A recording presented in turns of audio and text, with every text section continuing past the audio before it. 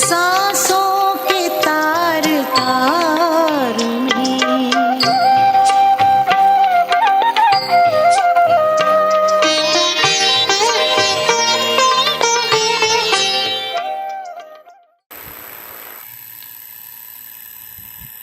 ओम शांति।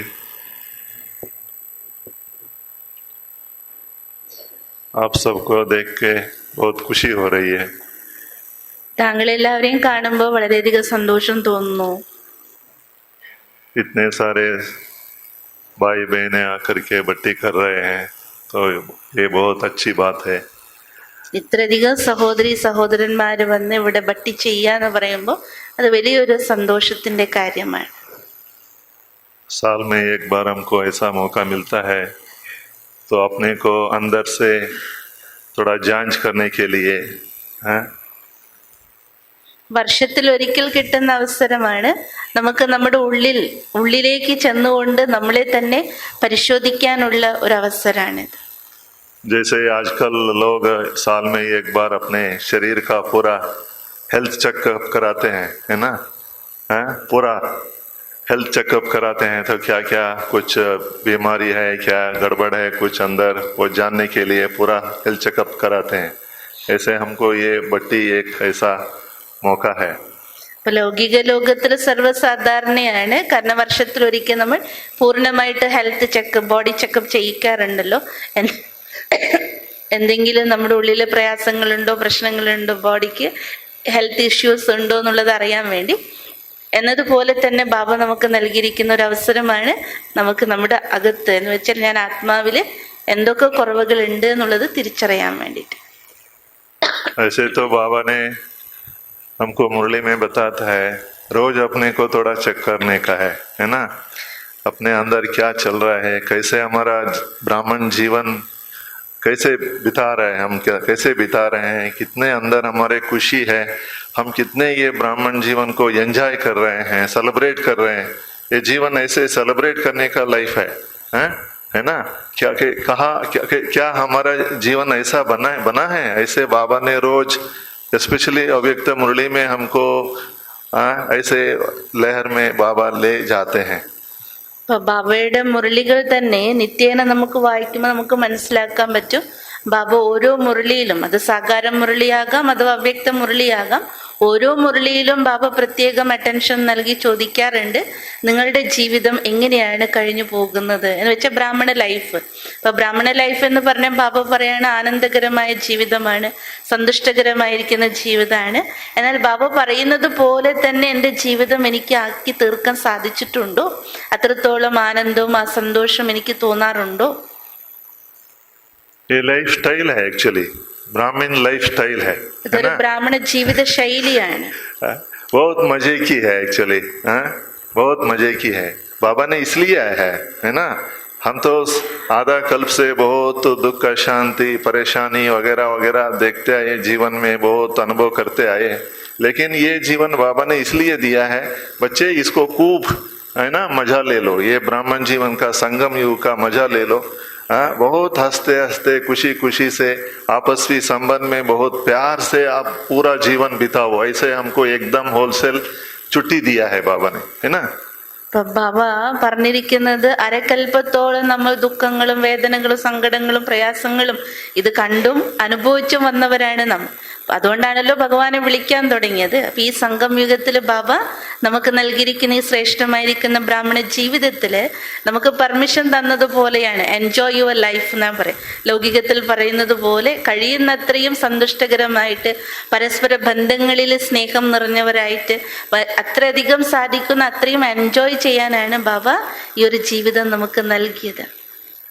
पहले हम क्या करते थे, ब्राह्मण जीवन के पहले हम छोटी मोटी बातों के लिए आपस में मनमुटाव होता था, डिस्टर्ब होते थे, टेंशन में आते थे, आपस में थोड़ा झगड़ा वगैरह चलता था घर में या ऑफिस में, ऐसा होता था, है ना, ब्राह्मण बनने के पहले.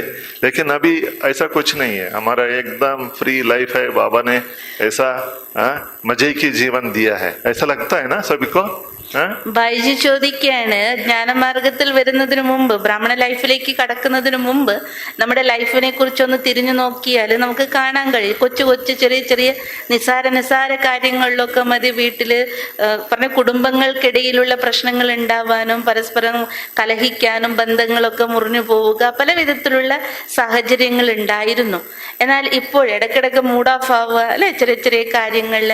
എന്നാൽ ഇപ്പോൾ നിങ്ങൾക്ക് അങ്ങനെ തോന്നുന്നുണ്ട് ഇപ്പോഴും നമ്മൾ അതേ അവസ്ഥയിൽ കൂടിയാണ് കടന്നു പോകുന്നത്? ഇല്ല, ചെറിയ തോതിൽ ഉണ്ടാകുമെങ്കിലും എത്രയോ ബെറ്ററാണ്. നമ്മൾ ഒത്തിരി കാര്യങ്ങൾ മനസ്സിലാക്കിയത് കൊണ്ട് തന്നെ ഒത്തിരി ജീവിതത്തിൽ മാറ്റങ്ങൾ നമുക്ക് സ്വയം അനുഭവം ചെയ്യാൻ പറ്റുന്നുണ്ട്.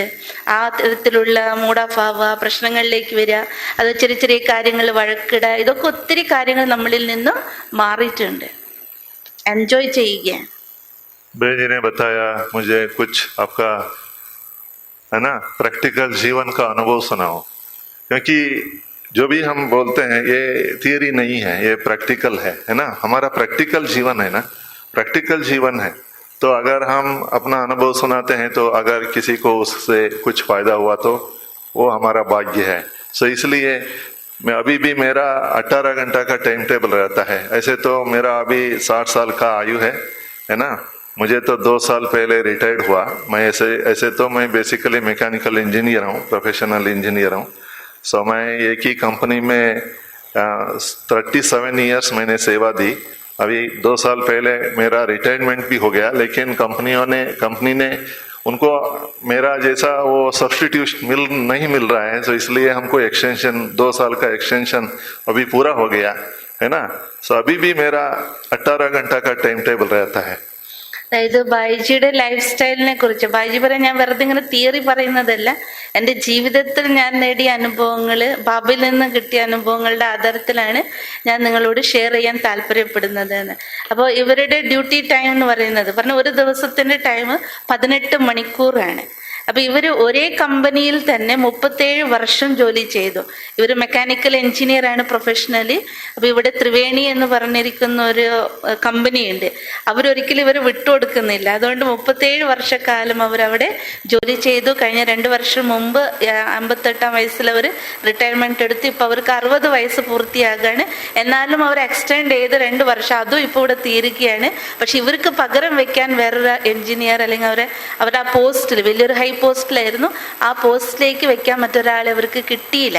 കാരണം അവരുടെ ജീവിത ശൈലിയാണ് അവർക്ക് പ്രേരണ കൊടുത്തിരിക്കുന്നത്. पहली बात यह है, मैं हमेशा ये बताता हूँ, बड़ा सभा में भी बताता हूँ, है ना, वर्क डजंट टायर यू, है ना, the thoughts, the negative thoughts, the over thinking tyres you, है ना. काम हमको है ना सुस्त नहीं कराता है ना, काम हमको सुस्त नहीं कराता है, लेकिन हमारा जो थॉट्स है, नेगेटिव थॉट्स है, वेस्ट थॉट्स है, वो हमको थकाता है, काम नहीं थकाता है. ഇപ്പൊ 18 മണിക്കൂർ ഇവർ വർക്ക് സമയം എന്ന് പറഞ്ഞാൽ അതിലെല്ലാം ഉൾപ്പെടുന്നുണ്ട്. അപ്പോൾ ഇവര് വലിയ വലിയ കമ്പനിയിലായിട്ട് പോകുന്ന സമയത്ത് ഇവർ വലിയ സഭകളിൽ പോലും ഇവരുടെ അനുഭവം ഷെയർ ചെയ്യാറുണ്ട്. അപ്പൊ അവരോട് പറഞ്ഞു കൊടുക്കാറുണ്ട്, അതായത് വർക്ക്, നമ്മൾ ചെയ്യുന്ന ജോലിയല്ല നമ്മളെ തളർത്തുന്നത്, നമുക്ക് ക്ഷീണം ഉണ്ടാക്കുന്നത്, നമ്മുടെ ചിന്താഗതിയാണ് നമ്മളെ പലപ്പോഴും തളർത്തിക്കളയുക. നമുക്ക് ക്ഷീണം അനുഭവപ്പെടുന്നത് നമ്മളുടെ ഉള്ളിൽ നടക്കുന്ന സങ്കല്പങ്ങളുടെ ആധാരത്തിലാണ്. വ്യർത്ഥ ചിന്തകളായിരിക്കാം, വേണ്ടാത്ത ചിന്തകളൊക്കെ നമ്മൾ ചിന്തിക്കാന്നുള്ള ഒരു ജോലി ചെയ്യുമ്പോൾ. അപ്പൊ ഏറ്റവും കൂടുതൽ ക്ഷീണം അപ്പോഴാണ് നമുക്ക് അനുഭവപ്പെടുക. देखिए, हमने सुबह 3:50 को उठा. अभी तक हम काम में जाते हैं तो हमको बीच में रेस्ट मिलता नहीं है. तो मुझे देख करके आपको लगता है कि मुझे सुस्ती है, कुछ है. मैं 7 बजे तक काम करके आया हूँ ऑफिस में, है ना. അതായത് ഇപ്പൊ അവര് പ്രാക്ടിക്കലി അവർ കാണുകയാണ്. ഇപ്പൊ ഇവരെ കാണുമ്പോൾ നമുക്ക് പറയാൻ പറ്റില്ലല്ലോ 60 വയസ്സായി എന്നുള്ളത്. രാവിലെ ഇവർ 3:30 എഴുന്നേറ്റ് പിന്നീട് ഇവരുടെ രാവിലത്തെ കാര്യങ്ങളൊക്കെ കഴിഞ്ഞ് ഇവർ മുരളി കേട്ട്, മുരളിയില്ലാതെ ഒരു ഡ്യൂട്ടി ഓർക്കില്ല, മുരളി കഴിഞ്ഞ് പിന്നീട് ഓഫീസിൽ പോയി. ഇവിടെ 7 മണി വരെയാണ് ഇവരുടെ വർക്ക്. കാരണം വലിയ പോസ്റ്റ് ആയതുകൊണ്ട് 7 മണി വർക്ക് കഴിഞ്ഞിട്ടാണ് ഇപ്പൊ നിങ്ങൾക്ക് ക്ലാസ് എടുക്കാൻ വേണ്ടി ഇവിടെ എത്തിയിരിക്കുന്നത്. ഇവരുടെ മുഖത്ത് നിങ്ങൾക്ക് വല്ല ക്ഷീണം കാണുന്നുണ്ടോ എന്ന് ചോദിക്കുകയാണ്. പ്രാക്ടിക്കലാണ് അവരുടെ. इसलिए क्या है, एक्चुअली बाबा ने कल भी मुरली में बताया, अव्यक्त मुरली में, अगर आप अव्यक्त मुरली को अच्छी तरह से अध्ययन करेंगे ना, स्टडी करेंगे ना, तो आपको बहुत मजा आता है. अव्यक्त मुरली में बाबा ने इतने सारे बहुत सूक्ष्म बातें बताते हैं अव्यक्त मुरली में। बाबा ने कल बताया, बच्चे आप है ना मनसा सेवा में आप मन को बिजी रखेंगे तो आप माया जो व्यक्त बात है ना, व्यर्थ बातें लाती है, व्यर्थ संकल्प लाती है, उससे आप बच जाते हैं। मनसा सेवा करने से आपको दो फायदा, आपको भी फायदा और दूसरों को भी फायदा। एक तो मनसा सेवा है, नहीं तो दूसरा क्या है, अगर हम कंस्ट्रक्टिव सेवा में हम बिजी रहते हैं तो आपको सुस्ती नहीं होती है। ഇന്നലെ അവ്യക്ത മുരളി നമ്മളെല്ലാവരും കേട്ടതാണ്. അതിൽ മനസാ സേവയെ കുറിച്ചായിരുന്നു ബാബ ഊന്നൽ കൊടുത്ത് പറഞ്ഞിരിക്കുന്നത്. അപ്പൊ ബൈജി പറയണ നിങ്ങൾ എത്രമാത്രം അവ്യക്ത മുരളിയുടെ അധ്യയനം ചെയ്യുന്നു, അതിന്റെ ആഴങ്ങളിലേക്ക് ഇറങ്ങിച്ചെല്ലുന്നു. അപ്പൊ ബാബ പറയുന്ന കാര്യങ്ങളൊക്കെ നിങ്ങൾക്ക് മനസ്സിൽ ഉറപ്പിക്കാൻ പറ്റും, അതിനെ പ്രാക്ടിക്കൽ കൊണ്ടുവരാൻ പറ്റും. അപ്പൊ ബൈജി പറയണ ഇന്നലെ ബാബ പറഞ്ഞല്ലോ എത്രമാത്രം നമ്മുടെ മനസ്സാ സേവനത്തിലേക്ക് ബിസിയാക്കുന്നു എന്ന് വെച്ചാൽ കൺസ്ട്രക്റ്റീവ് ആയിരിക്കുന്ന സ്ഥാപന ചെയ്യുന്ന രീതിയിലുള്ള നല്ല നല്ല കാര്യങ്ങളെ കുറിച്ച് നമ്മുടെ മനസ്സ് ബിസിയാകുമ്പോൾ ഓട്ടോമാറ്റിക് മായ കൊണ്ടുവരുന്ന പല പ്രശ്നങ്ങളും പല വിഘ്നങ്ങളും പലതരത്തിലുള്ള വേണ്ടാത്ത ചിന്തകൾ വ്യർത്ഥ ചിന്തകൾ അതിൽ നിന്നൊക്കെ സ്വയം ഓട്ടോമാറ്റിക്കലി എന്താകും, മുക്തനാകും. हम सुबह क्या करते हैं, अमृत वेले के बाद हम जो भी हमारा है ना, अभी भी मैं बताता हूँ आपको, मैं हाथ से अपना कपड़ा मैं हाथ से धुलाता हूँ। मुझे अभी भी वॉशिंग मशीन चलाना नहीं आता है। मैं अपने खुद कपड़ा में अपने बाथरूम में मैं खुद साफ करता हूँ और बाद में कार क्लीन करना, बाद में मुरली क्लास में आते हैं। थोड़ा बहुत सुबह के समय में मैं लक्ष्य रखता हूँ कम से कम 15 मिनट मुझे मनसा सेवा करना है। सुबह सुबह मुरली के पहले मनसा सेवा करने का मुझे बहुत अच्छा लक्ष्य रहता है। कम से कम 15 मिनट मनसा सेवा में हम क्या करते हैं, हम एक तो आत्माओं को सेवा करते हैं और प्रकृति को भी सेवा करते हैं और प्राणी जो भी प्राणी पक्षी जो है सभी को एकदम पूरे ग्लोब को इमर्ज कर करके पूरा सभी आत्माओं को है ना और पशु पंछियों को और 5 तत्वों को मनसा सेवा करने का प्रयास करते हैं। हमने बहुत एकदम हम ऊपर चले जाते हैं तो बहुत मजा आता है, बहुत मजा आता है। इससे क्या होता है, हम एकदम हल्के हो जाते हैं। जो भी बाबा का महावाक्य है, बच्चे आप जब बेहद में चले जाएंगे, आपका हद की छोटी छोटी समस्याएं है ना, छोटी छोटी बातें, आप उससे ऊपर उठ जाएंगे। आप अगर बेहद में चले जाएंगे, आपकी छोटी छोटी समस्याएं, छोटी छोटी हर एक का होता है, छोटी छोटी समस्याएं बातें समस्या हर एक का होता है, किसका नहीं है। लेकिन हम ये सेवा करते हैं तो हमारा मन इतना हल्का हो जाता है, आप एनर्जेटिक हो जाते हो। അതായത് ബൈജി നേരത്തെ പറഞ്ഞല്ലോ 18 മണിക്കൂറാണ് എൻ്റെ വർക്ക് പീരീഡ് എന്ന് പറഞ്ഞു. അതായത് അത്രയും ടൈം അവര് വർക്കിലാണുള്ളത്. അപ്പൊ എങ്ങനെയെന്നുള്ളതാണ് പറഞ്ഞത്. നേരത്തെ പറഞ്ഞ അമൃതവേള 3:30 മണി തുടങ്ങും, അത് കഴിഞ്ഞിട്ട് പിന്നീട് അവരെന്താ ചെയ്യാന്ന് പറഞ്ഞു. പിന്നീട് അവരുടെ സ്വന്തം വസ്ത്രങ്ങളൊക്കെ അലക്കി ശുദ്ധമാക്കി അവർ പറയാണ് ഇതുവരെ എനിക്ക് വാഷിംഗ് മെഷീൻ ഉപയോഗിക്കാൻ അറിയുകയില്ല. അത് കഴിഞ്ഞ് അവരുടെ വാഹനമുണ്ട്, ആ വാഹനമൊക്കെ കഴുകി വൃത്തിയാക്കി അപ്പോഴേക്ക് സമയമാകും, കുളിച്ച് റെഡിയായി ക്ലാസ് ഹാളിലെത്തും. ക്ലാസ് ഹാളിൽ 15 മിനിറ്റ് അവരുടെ ലക്ഷ്യമാണ് 15 മിനിറ്റ് മനസാ സേവ ചെയ്യാന്നുള്ളത്. അപ്പൊ ഈ 15 മിനിറ്റ് ഒന്ന് എല്ലാ ആത്മാക്കൾക്കും, അതുപോലെ തന്നെ രണ്ടാമത്തെ പഞ്ചതത്വ പ്രകൃതിക്കും, മൂന്നാമത്തത് അതിൽ എത്ര ജീവജാലങ്ങൾ പ്രാണി പശു പക്ഷികളുണ്ടോ അവയ്ക്കെല്ലാം മൊത്തം യൂണിവേഴ്സിന് പറഞ്ഞാലും മൊത്തം ഗ്ലോബിലും മുന്നിൽ കണ്ടുകൊണ്ട് എല്ലാവർക്കും വേണ്ടിയിട്ട് മനസാ സേവ 15 മിനിറ്റ് ചെയ്യും. അപ്പൊ 15 മിനിറ്റ് അത് ചെയ്യുന്നത് കൊണ്ട് അവരുടെ ബാബ പറയാറുണ്ടല്ലോ എത്രമാത്രം നമ്മുടെ മനസ്സ് ബേഹത്തിലേക്ക് പോകുന്നു. പറഞ്ഞ എനിക്ക് ഇന്നത് അതിലേക്കാണല്ലോ നമ്മൾ മനസാ സേവ ചെയ്യുക. പക്ഷെ ബായിജി പറയണ എപ്പോഴാണ് നമ്മുടെ മനസ്സ് ബേഹത്തിലേക്ക് പോകുന്നത്, എല്ലാവർക്കും വേണ്ടി ചെയ്യുന്നത്. അപ്പൊ നമ്മുടെ ജീവിതത്തിൽ നമ്മുടെ ലൈഫിൽ ഉണ്ടാകുന്ന കൊച്ചു കൊച്ചു പരിധിയുള്ള ചെറിയ ചെറിയ നിസ്സാരമായിരിക്കുന്ന പ്രശ്നങ്ങളൊക്കെ എന്തുണ്ടാവും, അത് പരിഹരിക്കപ്പെടുകയാണ് ചെയ്യുക. നമ്മുടെ സ്ഥിതി ഉയരുമ്പോൾ ചെറിയ ചെറിയ കാര്യങ്ങളൊക്കെ ഉണ്ടാകും, സ്വാഭാവികമായിട്ട് പരിഹരിക്കപ്പെടും. देखिए, अगर हम ब्राह्मण जीवन में आगे बढ़ना चाहते हैं तो हर एक का आशीर्वाद चाहिए हमको, छोटे या बड़े हो। हाँ, क्या पहले ज्ञान में आने से पहले भले हमारा शत्रु भी ना हो, है ना, और हमारे लौकिक परिवार सबसे हमको आशीर्वाद चाहिए। ये आशीर्वाद लेने के लिए एक बहुत अच्छा तरीका है मनसा सेवा। हर एक को एकदम आप किसी कोई हमारे लिए कोई ये वो है ये है कुछ नहीं है, सारे दुनिया हमारा है। मेरा एक इक्वेशन है, सब हमारे हैं, हमारे कोई नहीं है, है ना, समझा आपने? सब हमारे हैं लेकिन हमारे कोई नहीं है। ये अगर ये भावना से हम चलते हैं ब्राह्मण जीवन में, हमको सबसे आशीर्वाद मिलता है ना, हमारा जीवन आगे बढ़ता चलता है, आगे बढ़ता जाता है। ബായിജി പറയുന്ന ജ്ഞാനമാർഗത്തിൽ നമ്മൾ വളരെയധികം മുന്നോട്ട് പോകണമെങ്കിൽ ഒരു കാര്യം നമ്മൾ ശ്രദ്ധിക്കേണ്ടത്, നമുക്ക് എല്ലാവരിൽ നിന്നും ആശീർവാദമാണ്. അത് ശത്രുക്കളായാലും ശരി, മിത്രങ്ങളായാലും ശരി, ബന്ധുക്കളായാലും ശരി, ആരായാലും ശരി, ചെറിയവരോ വലിയവരോ ആരോ ആയിക്കോട്ടെ. കാരണം നമ്മുടെ ദൃഷ്ടിയിൽ നമുക്ക് ഇവർ വേണ്ട, അവർ വേണ്ട, അവർക്ക് കൊടുക്കില്ല, ഇവർക്ക് കൊടുക്കില്ല, അങ്ങനത്തെ ഒരു കാഴ്ചപ്പാട് വേണ്ട. അപ്പോൾ ബായിജിയുടെ പ്രാക്ടിക്കൽ ലൈഫ് പറയാണ്, ബായിജി എപ്പോഴും ചിന്തിക്കാറുള്ളത് എല്ലാവരും എൻ്റേതാണ്, പക്ഷെ എൻ്റേതായിട്ട് ആരുമില്ല എന്ന്. അതായത് എല്ലാവരും എൻ്റേതാണ് ദാനം, എന്നാൽ എൻ്റേതായിട്ട് ആരും ഇല്ലാതാനും. കാരണം എൻ്റേത് എപ്പോഴും ആരാണ്?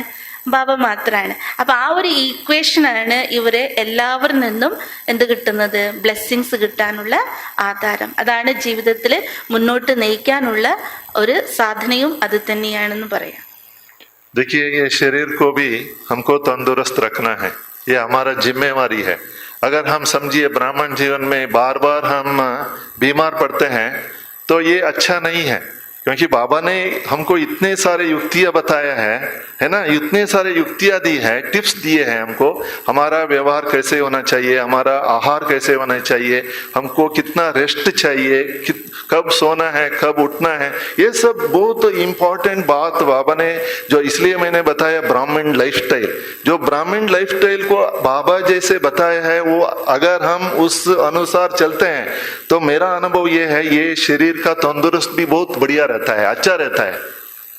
ബായിജി പറയുകയാണ്, ബാബ നമുക്ക് ഇത് ജീവിത ശൈലി ആയതുകൊണ്ട് തന്നെ ബാബ എല്ലാ കാര്യങ്ങളും നമുക്കത് പറഞ്ഞു തന്നിട്ടുണ്ട്. എപ്പോൾ എഴുന്നേൽക്കണം, എപ്പോൾ ഉറങ്ങണം, എപ്പോൾ റെസ്റ്റ് എടുക്കണം, എപ്പോൾ എന്ത് ചെയ്യണം എന്നതിനെ കുറിച്ച് വളരെ വ്യക്തമായിരിക്കുന്ന കാര്യങ്ങളൊക്കെ ബാബ പറഞ്ഞു തന്നിട്ടുണ്ട്. അപ്പൊ ബായിജി പറയാണ്, എൻ്റെ ശരീരത്തിന് അതിന്റെ ആരോഗ്യം കാത്തു സൂക്ഷിക്കുക, അത് എൻ്റെ ഒരു ചുമതലയാണ്, എൻ്റെ ഉത്തരവാദിത്തമാണ്. അപ്പൊ എന്ത് കഴിക്കണം, എങ്ങനെ കഴിക്കണം, ഇതൊക്കെ തന്നെ ബാബ നമ്മുടെ പെരുമാറ്റം എങ്ങനെയായിരിക്കും, ഇതൊക്കെ നമ്മുടെ ആരോഗ്യത്തിന് ബാധിക്കുന്ന കാര്യമാണ്. അപ്പൊ ബായിജി പറയുന്ന ബ്രാഹ്മണ ജീവിതമായിട്ടും ബ്രാഹ്മണ ജീവിത ശൈലി ബാബ നമ്മളെ പഠിപ്പിച്ചിട്ടും ഇടയ്ക്കിടയ്ക്ക് ഈ ശരീരത്തിന് അസുഖം വരിക എന്ന് പറഞ്ഞാൽ അത് അത്ര സുഖകരമുള്ള കാര്യമല്ലല്ലോ. അപ്പൊ അതും കൂടി നമ്മൾ ശ്രദ്ധിക്കേണ്ടത് ആവശ്യമാണ്. इसलिए साइंस में कहते हैं, जितना ये शरीर को चलाते हैं ना, इसको हिलाते हैं, इसको चलाते हैं, तंदुरुस्त रहता है। जितना मन को ज्यादा हिलाते हैं उतना बीमार हो जाते हैं। मन को हिलाना नहीं है, मन को एकाग्र करना है, मन को, है ना, समस्थिति में रखना है। जैसे बाबा बताए एक रस एकाग्रता, मन को एकाग्र करना है, एक रस स्थिति में रखना है।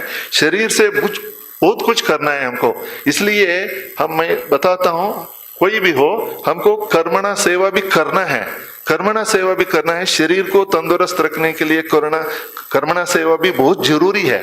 जितना हम शरीर को यूज करते हैं, इसको हिलाते हैं, इससे कुछ भी करते हैं तो शरीर तंदुरुस्त रहता है, लेकिन मन को शांत रखना है।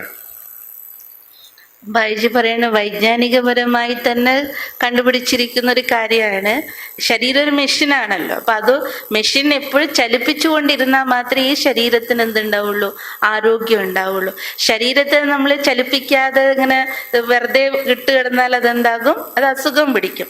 എന്നാൽ മനസ്സിനെ നമ്മൾ ചലിപ്പിക്കാൻ നോക്കിയാൽ, കൂടുതലായിട്ട് മനസ്സ് ചിന്തിച്ചുകൊണ്ടിരിക്കുകയാണെങ്കിൽ മനസ്സിന് അസുഖം വരും. പറഞ്ഞാൽ അത് ശരീരത്തെയും ബാധിക്കും. അതുകൊണ്ടാണ് ബാബ എപ്പോഴും പറയാറുള്ളത്, മനസ്സിനെ എപ്പോഴും സമചിത്തമായി വെക്കണം, ഏകരസമായി വെക്കണം, ഏകാഗ്രമായിട്ട് വെക്കണം. അതേസമയത്ത് ശരീരം കൊണ്ട് നമ്മൾ എപ്പോഴും എന്ത് ചെയ്യണം? ഇതിനെ അധ്വാനത്തിൽ ചെയ്തുകൊണ്ടിരിക്കണം. അതായത് കർമ്മണ സേവയിൽ ഇതിനെ ഉപയോഗിച്ചു കൊണ്ടേയിരിക്കണം. എന്നാൽ മാത്രമേ ശരീരത്തിന് ആരോഗ്യം ഉണ്ടാവുള്ളൂ. दूसरी बात है ना, हम जो भी सेवा करते हैं, भले बाबा के घर में सेवा करते हैं, छोटी हो बड़ा हो, और लौकिक में भी सेवा करते हैं, हम सेवा को एंजॉय करते हैं, है ना, सेवा को एंजॉय करते हैं। तो ये आपका खुशी का सीक्रेट ये है। अगर आप में आपको खुशी चाहिए तो जो भी कर्म करते हो, आपको घर में करते हो, सेवा केंद्र में करते हो, या लौकिक ड्यूटी कुछ भी हो आपका, लेकिन अगर आप एंजॉय करते हैं वो ड्यूटी को, वो सेवा को एंजॉय करते हैं, ऑटोमेटिकली आपको खुशी मिलेगी। അതായത് ഇപ്പോ ശരീരം കൊണ്ട് എല്ലാ കാര്യങ്ങളും ചെയ്യണമെന്ന് പറഞ്ഞു, പക്ഷെ എങ്ങനെ ചെയ്താലാണ് അതിന് ആരോഗ്യമാക്കി വെക്കാൻ പറ്റാന്നുള്ളതാണ് ഇവർ പ്രാക്ടിക്കൽ ലൈഫിൽ കൊണ്ട് പഠിപ്പിച്ചത്, അത് പഠിക്കുന്നതും. അപ്പൊ അവർ പറയുകയാണ്, നമ്മളൊരു കാര്യം ചെയ്യുന്നു, അതിപ്പോ സെന്ററിലൊരു സേവ ചെയ്യുന്നു, സന്തോഷത്തോടെ ചെയ്യാം. അതുപോലെ തന്നെ വീട്ടിലൊരു സേവ ചെയ്യുന്നു, അല്ലെങ്കിൽ ജോലി ചെയ്യുന്നു, അതും എൻജോയ് ചെയ്തിട്ട് ചെയ്യാം. നിങ്ങൾ ഇനി ഡ്യൂട്ടി സ്ഥലത്ത് ബോസ് ആയിരിക്കാം, ആരും ആയിരിക്കാം, പക്ഷെ അവിടെ ചെയ്യുന്ന ഡ്യൂട്ടി നിങ്ങൾ എൻജോയ് ചെയ്തിട്ടാണ് നിങ്ങൾ ചെയ്യുന്നെങ്കിൽ അതാണ് നിങ്ങൾക്ക് സന്തോഷം തരിക, അതാണ് നിങ്ങളുടെ ഹെൽത്തിന്റെ സീക്രട്ട് ആയിട്ട് മാറുക. आपने सुना होगा ब्रह्मा बाबा का अनुभव,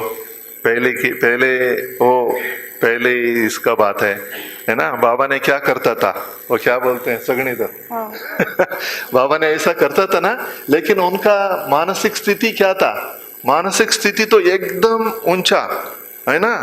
मैं कृष्ण बन रहा हूं, ऐसा उनका स्थिति, एकदम स्थिति। लेकिन कर्मण क्या सेवा, बहुत छोटी सेवा है ना। ये बाबा वो एंजॉय करता था। तो इसलिए ये सब क्या है, एक्चुअली हमने ऐसे तो अनुभव सुनते हैं, लेकिन जब प्रैक्टिकल लाइफ में जब आते हैं ना, हम ये सब भूल जाते हैं। ये क्या है, छोटी छोटी सेवा, मुझे मैं तो पढ़ा लिखा हूँ, मैं तो ये हूँ, है ना। अभी भी मैं बोलता हूँ, मैं तो 20 साल खाना अपने हाथ से बनाया। जब मैं पीयूसी के लिए पढ़ने के लिए उड़पी गया, हमारा उड़पी से हमारा 100 किलोमीटर दूर एकदम रिमोट प्लेस है। अभी भी चार मकाने हैं हमारा वो गांव में। मैं उड़पी में आया, जब उड़पी में आया पीयूसी के लिए, तब से 2082 से 2002 तक मैंने हाथ से अपना खाना बनाया।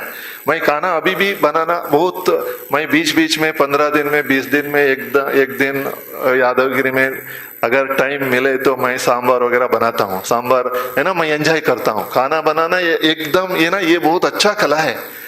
जिसको ये कला आता है ना, वो बहुत अच्छा जीवन बिताता है।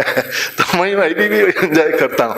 इसलिए क्या है ना, आप जो सेवा करते हैं, वो कौन सा सेवा करते हैं वो इम्पोर्टेंट है, कैसे करते हो ये इम्पोर्टेंट है। ഇപ്പൊ നമ്മുടെ ജീവിതത്തിലെല്ലാം ചെയ്തുകൊണ്ട് നമുക്ക് സന്തോഷമായിരിക്കണമെങ്കിൽ ആസ്വദിക്കാനും പഠിക്കണമെന്ന് പറയാണ്. ഇപ്പൊ ബായിജി PUCയിൽ പഠിക്കുന്ന സമയത്താണ് ജ്ഞാനത്തിന്റെ ഇതിലേക്ക് വരുന്നത്. അങ്ങനെ 20 വർഷക്കാലം സ്വന്തം കൈകൊണ്ട് തന്നെയാണ് ഭക്ഷണം ഉണ്ടാക്കിയത്. അതിനുശേഷം ജോലി കിട്ടി മൈസൂരിലേക്ക് വന്നപ്പോഴാണ് പിന്നീട് സെന്ററിലേക്ക് പറഞ്ഞാല് താമസം തുടങ്ങിയത്. അപ്പൊ അതുകൊണ്ട് ബായിജി പറയാണ്, ആ ഒരു സമയത്ത് ഇപ്പോഴും ഞാൻ യാദവഗിരിയിലുള്ള സമയത്ത് ഞാൻ പ്രാക്ടിക്കലി കണ്ടതാണ്. നമ്മൾ ചായ വെക്കുമ്പോൾ ബായിജി വന്ന് പറയും, ചായ കുറച്ചും കൂടി തിളക്കണം, അതിനുശേഷം ഇതിടണം എന്ന് പറയും.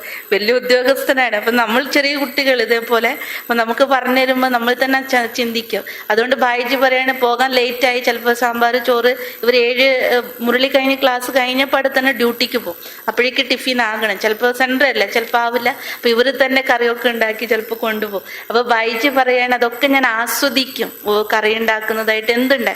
അപ്പൊ നമ്മൾ ജോലി എന്ത് ചെയ്യുന്നു, സേവ എന്ത് ചെയ്യുന്നു. ഇപ്പൊ ബ്രഹ്മബാബയെ നമ്മൾ അറിയാം, ബ്രഹ്മബാബയുടെ യജ്ഞശ്രീയിൽ നമ്മൾ കേട്ടതാണല്ലോ, എപ്പോഴും കേൾക്കുന്ന കാര്യമാണ്. ബ്രഹ്മബാബ പണ്ടൊക്കെ അടുപ്പ് കത്തിക്കാൻ വേണ്ടിയിട്ട്, വെള്ളം ചൂടാക്കാൻ വേണ്ടിയിട്ട് ചാണകം കൊണ്ട് ഇങ്ങനെ പരത്തിയിട്ടാണ് ഉണ്ടാക്കുക. ഈ പരത്തുന്നത് ചെറിയൊരു ഡ്യൂട്ടിയാണ്. നമുക്കിപ്പോൾ തന്നാൽ പറയും, ഞാൻ ഇത്ര വിദ്യാഭ്യാസമുള്ള ആരോട് ഈ ചാണം തട്ടാൻ പറഞ്ഞോ എന്ന് പറയും. പക്ഷെ ബ്രഹ്മബാബ ആ ചാണം തട്ടുന്ന സമയത്തും ബ്രഹ്മബാബയുടെ സ്മൃതി എന്തായിരുന്നു, ഞാൻ ഭാവിയിലെ കൃഷ്ണനാകാൻ പോകുന്ന ആത്മാവാണ്. ബാബയോട് സംസാരിച്ച് അഥവാ ശ്രേഷ്ഠ സ്ഥിതിയിലാണ് ഇതൊക്കെ ചെയ്തുകൊണ്ടിരുന്നത്. അപ്പൊ അത് നമുക്ക് വലിയൊരു സന്തോഷം നമുക്ക് നൽകണം. അപ്പൊ നമ്മുടെ ലൈഫിലും എന്ത് ചെയ്യുന്നു എന്നല്ല, അത് എങ്ങനെ ചെയ്യുന്നു സേവ.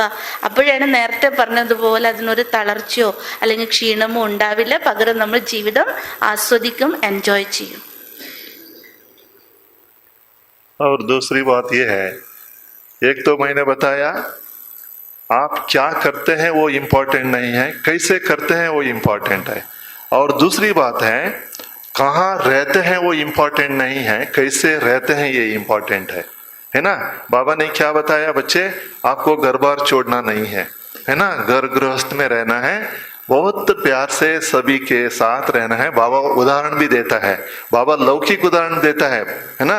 उनके ब्रह्मा बाबा के बचपन में जो उन्होंने अनुभव किया वो बातें बताते हैं। पहले क्या होता था है ना, वो जॉइंट फैमिली रहता था। पहले जॉइंट फैमिली, 5 माता ये एक घर में इतने प्यार से रहते हैं, ऐसे मैं देखा हूँ, ब्रह्मा बाबा ने बताता है। ऐसे जीवन बनाने के लिए बाबा हमको प्रेरित करते हैं। तो इसलिए घर भर में रहते हुए हम आपस में, भले कोई ऐसे भी होता है सभी एक घर में सभी ज्ञान में नहीं चलते हैं, अगर भाई चलता है तो बहन नहीं चलती है, अगर बहन चलती है तो भाई नहीं चलते हैं, बच्चे नहीं चलते हैं, बहुत सारे घर में बच्चे नहीं चलते हैं। लेकिन हमको उनके साथ कैसे प्यार से जीना है ना। तो मैं बोलता हूं उनके प्रति प्यार पहले से ज्यादा होना चाहिए। पहले क्या होता था, लौकिक शरीर के नाते से मेरा बेटा है, मेरा बेटी है, मेरा पत्नी है, ऐसे प्यार रहता था। लेकिन अभी बाबा ने हमारा मन बहुत एकदम विशाल कर दिया। वो भी एक बच्चा है, आपके घर में पैदा हुआ है, वो दूसरे घर में था, वो आत्मा अभी आपके घर में पैदा हुआ है। आत्मिक प्यार बहुत ज्यादा होना चाहिए उनके प्रति, भले वो ज्ञान में ना चले। ऐसे भी होता है बहुत सारे लोग ज्ञान को स्वीकार करने के लिए तैयार नहीं होते, उनका पार्ट नहीं रहे। लेकिन हम ज्ञान लिया है तो हमने एकदम अभी थोड़ा ऊपर है, हमने उनसे हमारे ऊपर है मानसिक स्थिति से, हमको देना है, ऊपर से नीचे देना होता है ना। प्यार कैसे होता है, जैसे पानी ऊपर से नीचे बहता है, ऐसे हम अभी हमारा स्थिति थोड़ा ऊपर हो गया, उनको देना है हमको। बाबा क्या बोलता है, बच्चे देवता बनना है तो देना है, देने से बिना देवता नहीं बन सकते हैं। उनको बिना अपेक्षा, आप भले आपके बेटा हो, बच्ची हो, आपके पत्नी हो, उनसे कोई मांगो नहीं है, उनसे कोई एक्सपेक्टेशन नहीं। मैं इसलिए मैं बता रहा हूं, अभी तक मैंने बताया 37, अभी एक साल भी हमको, आजकल आप देखते हैं कोई कोई इधर ड्यूटी करने वाले भी लोग हैं, भाई लोग, हर साल जब इंक्रीमेंट प्रमो है ना असेसमेंट होता है, लोग बच्चा आजकल के लोग हमको इतना इंक्रीमेंट चाहिए, इतना हमको प्रमोशन चाहिए, ऐसे डिमांड रखते हैं। अभी तक हमने 37 साल में एक दिन भी हमको डिमांड कुछ जो कंपनी देता है हमने बहुत प्यार से स्वीकार किया है, अभी तक हमने कोई डिमांड नहीं रखा है। तो इसलिए क्या है, आपके गृहस्थियों से भी, आपके रिश्तेदारों, कोई एक्सपेक्टेशन नहीं रखो, कोई एक्सपेक्टेशन नहीं। हमको लेना है बाबा से और देना है सभी को, सभी को लेना बाबा से और देना सभी को है। तो इसलिए कोई मनुष्य आत्मा से कोई एक्सपेक्टेशन नहीं रखो। अगर एक्सपेक्टेशन रखते हैं आप, उतना तक आप, जितना एक्सपेक्टेशन रहता है उतना तक आप डिस्टर्ब जरूर होंगे। ബായിജി നേരത്തെ ഫസ്റ്റ് പോയിന്റ് പറഞ്ഞത് എന്തായിരുന്നു, എന്ത് കർമ്മം ചെയ്യുന്നു എന്നല്ല, എങ്ങനെ കർമ്മം ചെയ്യുന്നു എന്നാണ്, എങ്ങനെ സേവ ചെയ്യുന്നു എന്നാണ് പറഞ്ഞത്. അതുപോലെ തന്നെ നമ്മൾ എവിടെ ഇരിക്കുന്നു, എവിടെ താമസിക്കുന്നു എന്ന് അത്ര ഇമ്പോർട്ടൻ്റ് അല്ല, പക്ഷെ എവിടെ ഇരിക്കുന്ന അവിടെ ഞാൻ എങ്ങനെ ഇരിക്കുന്നു എന്നാണ് നമ്മൾ ശ്രദ്ധിക്കേണ്ടത് എന്ന്. അപ്പോൾ ബായിജി പറയാണ്, അവര് 37 വർഷമായിരുന്നു ഒരു കമ്പനിയിൽ വർക്ക് ചെയ്യുന്നത്. സാധാരണ ഒരു ഉദ്യോഗസ്ഥൻ എന്ന് പറഞ്ഞാൽ ഒരു കമ്പനിയിലാണെങ്കിൽ അവർ ഒത്തിരി കാര്യങ്ങൾ അവരോട് ഡിമാൻഡ് ചെയ്യും. ഞാൻ ഇവിടെ ചെയ്യണമെങ്കിൽ ഇന്നത് വേണം, പ്രൊമോഷൻ ആയാലും ഇൻക്രിമെന്റ് ആണെങ്കിലും എല്ലാത്തിനെ കുറിച്ചുള്ള ഡിമാൻഡ് ഉണ്ടാവും. പക്ഷെ ഇന്നേ വരെ ഇവരൊന്നും തന്നെ അവരോട് ഡിമാൻഡ് ചെയ്തിട്ടില്ല. അവർ ഓരോ വർഷം പറയുമ്പോൾ നിങ്ങൾ ഇവിടെ തന്നെ ഉണ്ടാവണം എന്ന് പറയുമ്പോൾ അവരെന്ത് ചെയ്യുന്നു അതിൽ സന്തോഷമായി. പ്രൊമോഷനൊക്കെ ഉണ്ടായിരുന്നു, പക്ഷെ ഒരു ഡിമാൻഡും ഇല്ലാതെയാണ്. അപ്പൊ നമ്മൾ ഒരു എക്സ്പെക്ടേഷൻസും വെക്കരുത്. കാരണം പറയാണ്, നമ്മൾ ഇരിക്കേണ്ടത് കുടുംബത്തിലാണ്, പരിവാരത്തിലാണ്. ബ്രഹ്മബാബയുടെ അനുഭവ കഥയിൽ നമ്മൾ കേട്ടിട്ടുണ്ട്, ഈ കാലഘട്ടത്തിൽ ബ്രഹ്മബാബ ഉണ്ടായ കാലഘട്ടത്തിൽ പോലും ഒത്തിരി കൂട്ടുകുടുംബങ്ങളാണ്. ഇപ്പോഴും നോർത്ത് സൈഡിൽ ഒത്തിരി കൂട്ടുകുടുംബങ്ങളുണ്ട്. അവിടെ 5-10 അമ്മമാരുണ്ടാകാം, പറഞ്ഞ സഹോദരിമാരുണ്ടാകാം. അവരെത്ര സ്നേഹത്തോടെയാണ്, ഒരു അടിയും ബഹളവും ഒന്നും ഇല്ലാതെ കഴിഞ്ഞിരുന്ന കാലഘട്ടം ഉണ്ടായിരുന്നു. അപ്പൊ അതുപോലെ ഇപ്പോഴും നമ്മൾ ഗൃഹസ്ഥത്തിലാണ്. അപ്പൊ ചിലവര് ജ്ഞാനത്തിലുണ്ടാകും, ചിലവര് ജ്ഞാനത്തിലുണ്ടാവണമെന്നില്ല. ഇപ്പൊ പതി ജ്ഞാനത്തിലുണ്ടെങ്കിൽ പത്നി ഉണ്ടാകണമെന്നില്ല, അല്ലെങ്കിൽ അച്ഛനമ്മമാരുണ്ടെങ്കിൽ മക്കൾ ഉണ്ടാവണമെന്നില്ല. അപ്പൊ ഞങ്ങൾ അവരോട് എങ്ങനെയാണ് സഹകരിക്കുക, എങ്ങനെ അവരോട് ജീവിക്കുക, അങ്ങനെ ചിന്തിക്കേണ്ട ആവശ്യമില്ല. കാരണം ബായി പറയാണ്, നമുക്ക് ബാബ ജ്ഞാനം നൽകിയിട്ടുണ്ട്. എന്ത് ജ്ഞാനം നൽകിയത്? ഇതുവരെ നമുക്ക് അവരോട് സ്നേഹമുണ്ട്. ഏത് ബന്ധത്തിന്റെ ആധാരത്തിലാണ്? രക്തബന്ധം എന്ന് പറയാം, അല്ലെങ്കിൽ ബോഡി റിലേഷൻ എന്ന് പറയാൻ പറ്റും. അപ്പൊ നമ്മൾ വിചാരിക്കുന്നത് എൻ്റെ അച്ഛനാണ്, അമ്മയാണ്, മകനാണ്, മകളാണ്, പതിയാണ്, പത്നിയാണ്. ആ ഒരു ബന്ധത്തിന്റെ പേരിൽ നമുക്ക് അവരോട് സ്നേഹം ഉണ്ടായിരുന്നു.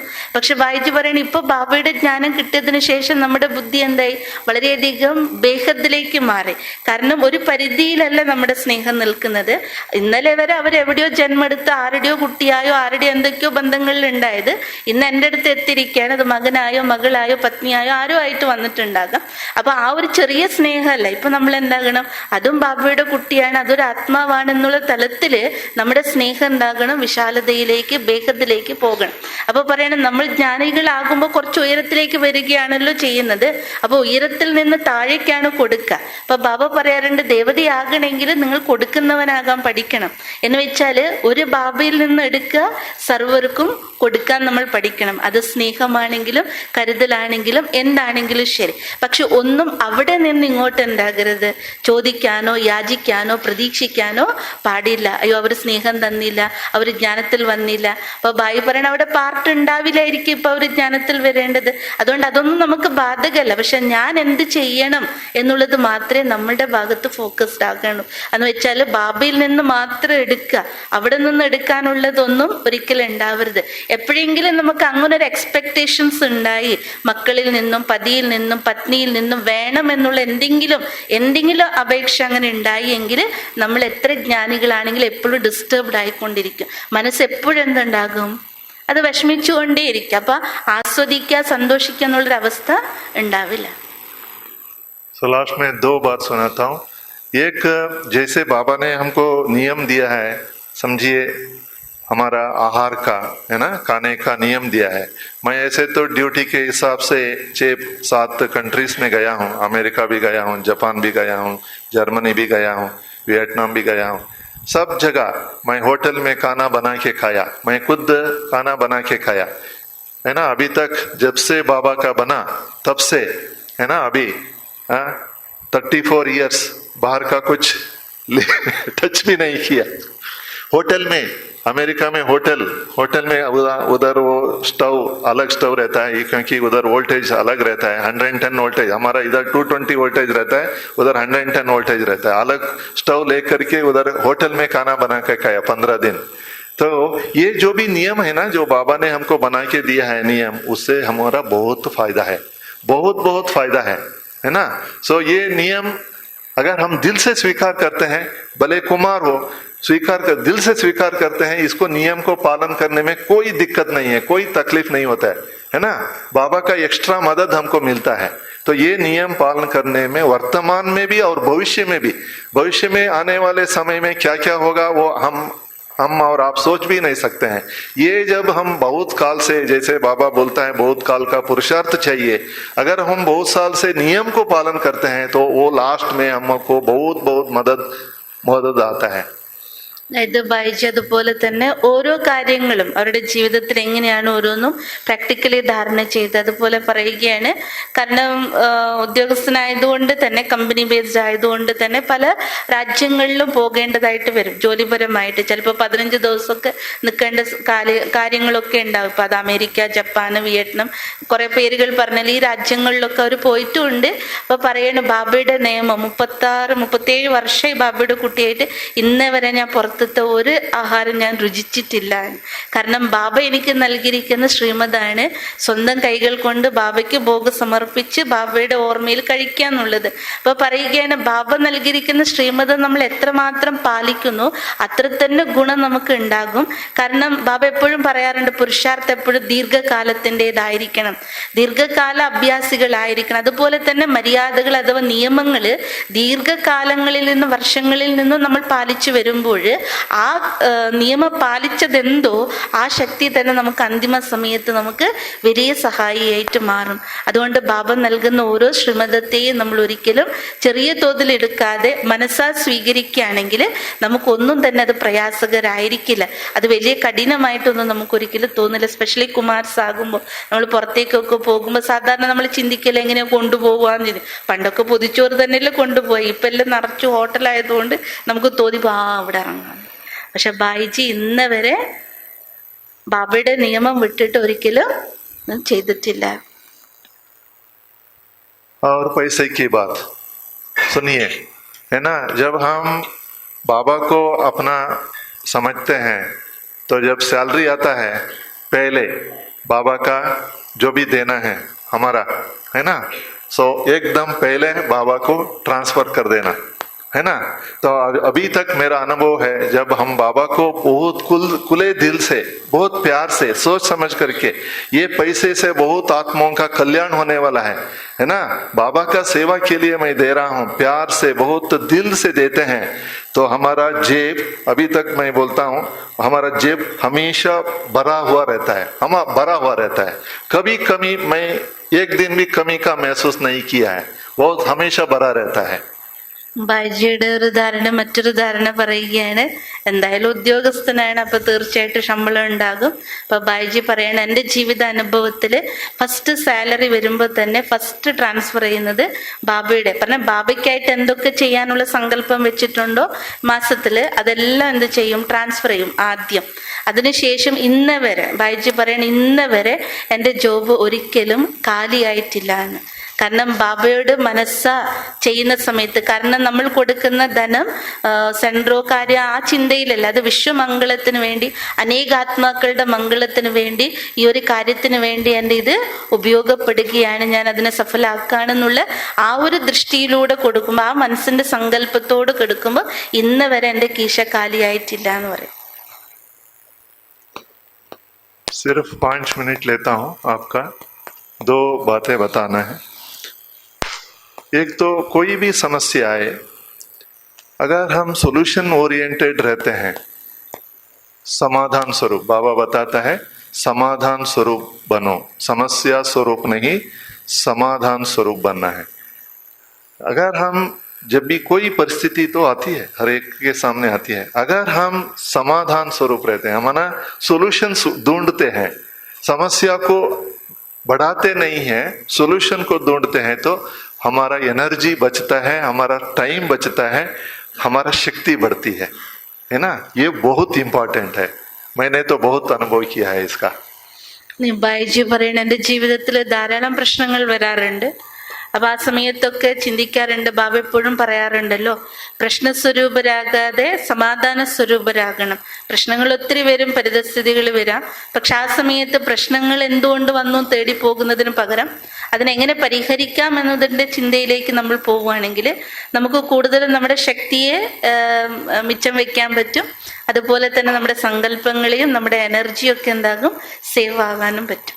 देखिए, हमारे लौकिक फील्ड में, प्रोफेशनल फील्ड में, हमारे अंदर लगभग 25 लोग काम करते हैं, डायरेक्ट रिपोर्ट इस 25 लोग काम करते हैं, तो कुछ ना कुछ गलत हो जाता है ना, मिस्टेक्स हो जाता है।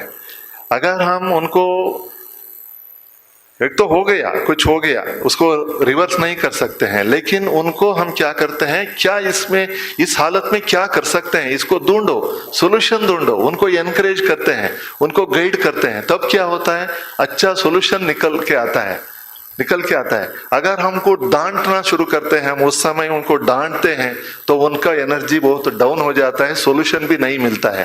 तो ये मेरा प्रैक्टिकल अनुभव है. അപ്പൊ ബായി തന്റെ പ്രാക്ടിക്കൽ അനുഭവം പറയണം. കമ്പനിയിൽ ജോലി ചെയ്യുന്ന സമയങ്ങളിലൊക്കെ ഇവരുടെ കീഴിൽ 19 പേര് അവരുടെ കീഴിൽ വർക്ക് ചെയ്യുന്നുണ്ട്. അപ്പൊ ചിലപ്പോഴൊക്കെ ചില തെറ്റുകുറ്റങ്ങൾ സംഭവിച്ചു പോകാമല്ലോ. അപ്പൊ ആ സമയത്ത് അവരെ വിളിച്ച് വരുത്തി വഴക്ക് പറഞ്ഞുകൊണ്ടിരിക്കാതെ അവർക്ക് തന്നെ പറഞ്ഞു കൊടുക്കുമ്പോൾ അവരെ തന്നെ പ്രോത്സാഹിപ്പിക്കുക, ഇതിപ്പോ സംഭവിച്ചു പോയി, ഇനി ഇതിനെ തിരുത്താൻ വേണ്ടി അല്ലെങ്കിൽ ഇതിനെ നേരെയാക്കാൻ വേണ്ടി എന്ത് ചെയ്യാൻ പറ്റും എന്നതിനെ കുറിച്ച് നിങ്ങൾ ചിന്തിക്കുകയെന്ന് പറയും. അപ്പൊ ആ രീതിയിൽ നമ്മൾ അവർക്ക് നമ്മൾ പ്രോത്സാഹിപ്പിക്കുമ്പോൾ അവരതിനെപ്പറ്റി ചിന്തിക്കാൻ തുടങ്ങും, പുതിയ പുതിയ കണ്ടുപിടുത്തങ്ങൾ, അത് പുതിയ അതിനുള്ള സൊല്യൂഷൻ അവർക്ക് കണ്ടെത്താൻ കഴിയും. അപ്പൊ അതിലൂടെ അവരുടെ എനർജി ലോ ആവുകയില്ല. വഴക്ക് പറയാൻ തുടങ്ങിയാൽ എന്താകും, ഉള്ളതുപോലും അവരുടെ മനസ്സ് ചീത്തയാകും. അപ്പൊ അവരുടെ മനസ്സിന്റെ ശക്തിയും കുറയാൻ തുടങ്ങും. പക്ഷെ ഇവിടെ എന്ത് സംഭവിക്കുന്നു, അവരുടെ എനർജിയെ കൂട്ടാനും പറ്റും, എൻ്റെ മനസ്സ് എപ്പോഴും ശാന്തമായിരിക്കാൻ സാധിക്കും. इसलिए आप कितना एनर्जेटिक रहते हैं, बाबा ने बताता है, बच्चे आपको एक्यूरेट बनना है, अलर्ट रहना है ना, एक्यूरेट बनना है, अलर्ट रहना है हमेशा. तो अगर हम ऐसे एनर्जेटिक रहते हैं तो हमको भी खुशी होती है. अगर हम अंदर से ऐसे है ना, हमको भी खुशी होती है. तो दूसरों से बाबा क्या बताया एक हफ्ते पहले, बच्चे आपके अंदर इतना खुशी होने चाहिए, आपके खुशी से दूसरे भी खुशी में आ जाए, है ना, बाबा बताए ना. तो आपकी खुशी से दूसरे भी खुशी में आ जाए, ऐसे इतना खुशी होना चाहिए मेरे अंदर। तो ऐसे ब्राह्मण जीवन बाबा ने हमको दिया है, हमको बहुत खुशी है। ये ब्राह्मण जीवन के ऊपर बहुत हमको क्या है, ಹೆಮ್ಮೆ ಇರಬೇಕು ನಮ್ಗೆ, ಅಭಿಮಾನ ಹೆಮ್ಮೆ ಇರಬೇಕು। ये ब्राह्मण जीवन इतना बहुत एकदम कीमती जीवन है, ये बहुत कीमती, बहुत तो थोड़े लोगों को मिलता है, कोटों में कोई में भी कोई लोगों को मिलता है ये जीवन। इसलिए पूरा हमको इसका लाभ उठाना चाहिए, है ना। अगर बाबा के बनने के बाद भी छोटी मोटी बात के लिए हम मनमुटास करते हैं, है ना, ये करते हैं, तो अच्छा नहीं है, ये अच्छा नहीं है। हमको एकदम ऊपर बाबा क्या बताए थे, बच्चे उड़ते रहना और दूसरों को भी उड़ाना है ना। हमको भी उड़ना है और दूसरों को भी उड़ाना है, ये सेवा हमको करना है ना। तो ओम शांति। അപ്പൊ ബായിജി പറയുകയാണ്, നമ്മുടെ ജീവിതം എപ്പോഴും എനർജറ്റിക് ആയിരിക്കണമെങ്കിൽ എപ്പോഴും നമ്മൾ അക്യുറേറ്റ് ആയിരിക്കണം, അതുപോലെ തന്നെ അലേർട്ട് ആയിരിക്കണം എല്ലാ കാര്യത്തിലും. അപ്പൊ അതുകൊണ്ട് തന്നെ ബാബ കഴിഞ്ഞ ആഴ്ചത്തേത് മുരളിയിൽ സന്തുഷ്ടമണിയെ കുറിച്ച് പറഞ്ഞല്ലോ. എന്ന് വെച്ചാൽ ഞാൻ സ്വയം സന്തുഷ്ടനായിരുന്നു, നമ്മുടെ ഉള്ളിൽ അത്രയും സന്തോഷം ഉണ്ടായിരിക്കണം. ആ സന്തോഷം കൊണ്ട് മറ്റുള്ളവർക്കും കൂടി എന്തുണ്ടാകണം, സന്തോഷം കിട്ടുന്ന വിധത്തിലായിരിക്കണം. അതുകൊണ്ട് നമ്മൾക്ക് കിട്ടിയിരിക്കുന്ന ഈ അമൂല്യ ജീവിതം, ബാബ ഏതാണോ നൽകിയിരിക്കുന്ന ഈ ശ്രേഷ്ഠമായിരിക്കുന്ന ജീവിതത്തെക്കുറിച്ച് നമുക്ക് തന്നെ വലിയൊരു അഭിമാനം ഉണ്ടാകണം. അതിനത്ര തന്നെ എൻജോയ് ചെയ്ത് അത്രയും സന്തുഷ്ടകരമാക്കി വെക്കാൻ നമ്മളെ കൊണ്ട് സാധിക്കുകയും വേണം.